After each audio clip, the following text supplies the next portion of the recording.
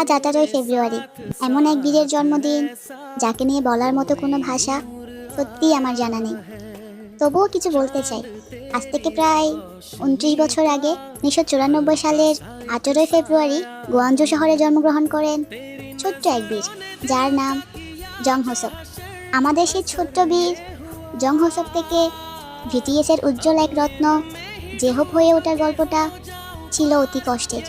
সহ্য করতে হয়েছে তাকে হাজারো কটুকতা আর তীব্র মানসিক অত্যাচার। তবে তার কঠোর পরিশ্রমের কারণে অর্জন করেছেন সাফল্যের উচ্চ স্থান আর কোটি কোটি ভক্তের ভালোবাসা। হ্যাঁ, আজকে আমাদের সবার প্রিয় কবির বার্থডে। আজকের এই দিনে আল্লাহর কাছে দোয়া করি, আল্লাহ যেন সারা জীবন তোমাকে এইভাবে হাসি খুশিতেই রাখে, তোমার সব ছোট ছোট ইচ্ছা যেন পূরণ করে।